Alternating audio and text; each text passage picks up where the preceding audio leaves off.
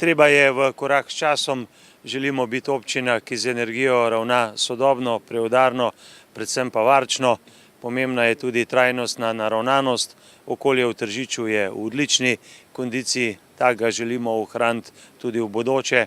Zato smo se skupaj s sodelavci odločili, da pristopimo v okviru trajnostne mobilnosti k temu projektu. Več ukrepov, eden od njih pa tudi električna polnilnica. Zadovoljen, ker smo imeli partnerje, Elektro Gorenjska, potem pa seveda tudi Ekosklad. Veliko nam je pri tem pomagal tudi tržiški svetovalec, gospod Samo Cotelj, tako da danes smo to investicijo simbolno predali namenu. V začetni fazi zagotovo tudi spodbuda občankam in občanom, da tisti, ki bodo kupili take avtomobile, pa imajo mogoče sestanek na občini, na upravni enoti, v zdravstvenem domu, da izkoristijo prijetno s koristnim, zastonj napolnijo svojega jeklenega količka, hkrati pa sporočijo Tržiču in pa javnosti, da varujejo okolje in da gremo seveda s sodobnimi trendi tudi Tržičani naprej. Da je prišlo do konca oziroma da ste električno polnilnico dobili, je trajalo kar 2 leti. Ja, so procedure, so postopki, ampak tam, kjer je volja, tam je tudi pot. Danes smo na cilju in dejanja, to so edino, kar šteje. Za kakšno polnilnico gre tukaj v Tržiču? Tukaj je seveda uporabljeno tudi slovensko znanje, gre za polnilnico slovenskega proizvajalca Etrel, moči 22 kW.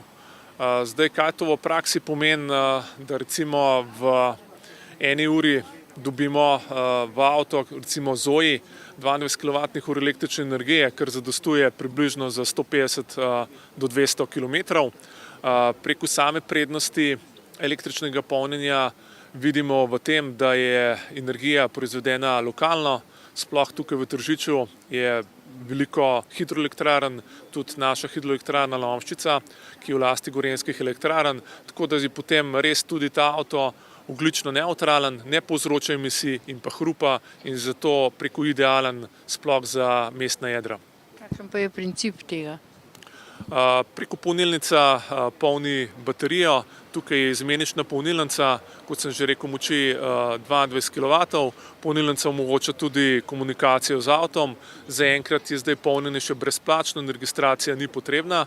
Kasneje pa, ko bo preko več avtov, ko bo potrebno se tudi prej najaviti na polnilno mesto oziroma ga rezervirati tudi prek mobilne aplikacije, bo omogočena tudi komunikacija z mobilno napravo, potem samo zaračunavanje tudi polnjenja, zaenkrat je pa zadeva še brezplačna in verjetno bo zdaj še vsaj kakšno leto tako tudi ostala.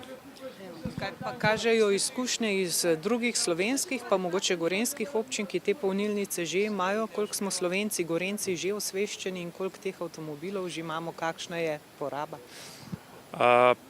Ključni moment pri vsem skupaj je vseeno preko nekje pri Slovencih še vedno cena, tako da dejansko z ekozanesenjaki tukaj so že kupili si te električne avtomobile.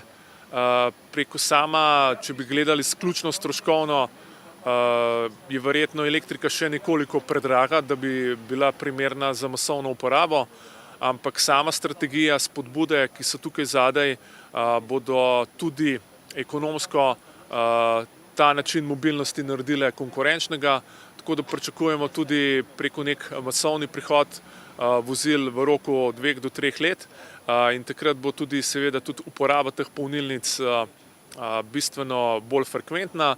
Tisti, ki pa že imajo preko vozila na električni pogon, imajo pa zelo pozitivne izkušnje, tudi mi, ki se z njimi pogovarjamo, tudi sami imamo v podjetju, v voznem parku imamo že 2 električni vozili in postopoma bomo nadomeščali stara vozila, za modernizirana vozila z novimi električnimi vozili.